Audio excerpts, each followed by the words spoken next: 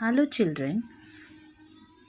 Today we are going to learn a new lesson in English, that is, lesson number 29, Androcles and the Lion, page number 68.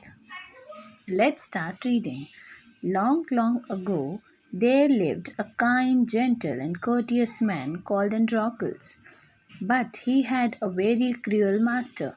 In those days, kings, nobles, and other wealthy men used poor people as their slaves.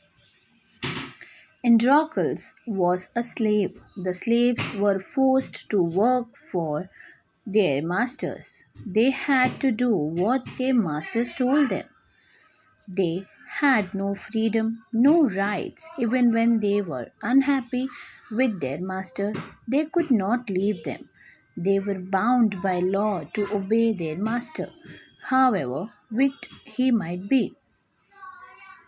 Androcles did not like his wicked master. His master starved his slaves and often whipped them.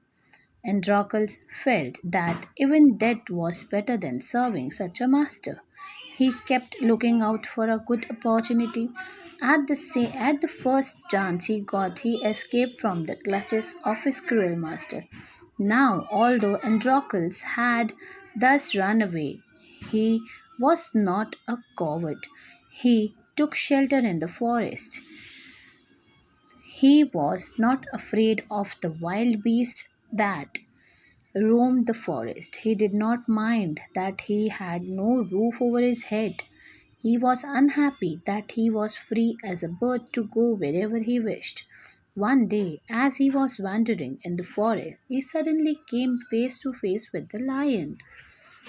His first reaction was to turn and flee, but then he saw that the lion had not moved on seeing him. It neither growled nor roared. In fact, it looked at him patiently as if it was in great pain. Androcles paused. Then he moved very cautiously towards the lion step by step. The lion moaned and whimpered, "Please help me."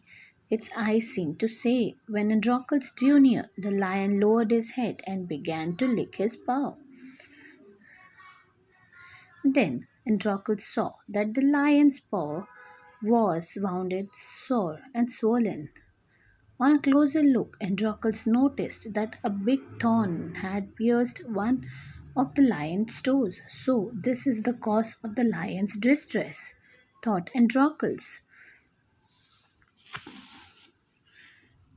Summoning up all his courage, Androcles stretched his hand slowly towards the injured paw.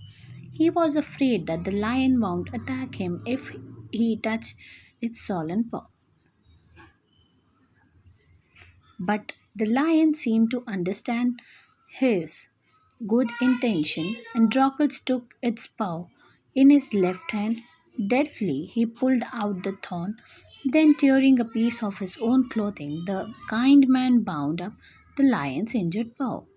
To his surprise and wonder, the lion then licked his arm as if to show gratitude. Androcles remained with the lion till it could walk again. He would hunt in the forest and share his food with the helpless beast. Every day he could clean and dress the lion's wound. Soon the lion was able to move about. Many times it followed Androcles wherever he went. In the meanwhile, Androcles' master had complained to the authorities that his slave Androcles had run away. Soldiers were sent in all directions to capture Androcles. They searched for him high and low but couldn't find him. At last they came to the forest where Androcles lived.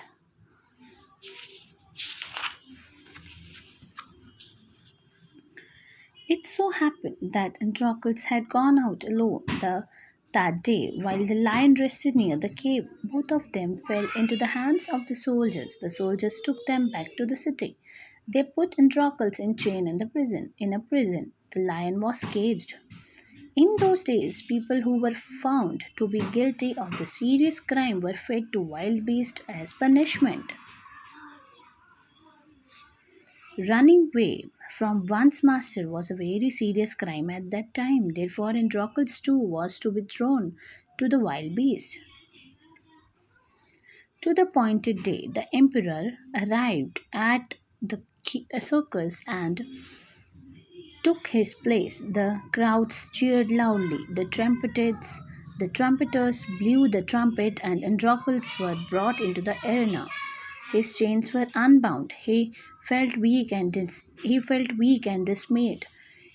He was certain that this was the last day of his life. At the opposite end, a gate was raised, and a ferocious lion was released into the arena. It had been kept hungry to make it more ferocious, and Androcles was filled with fear, but he put up a brave front.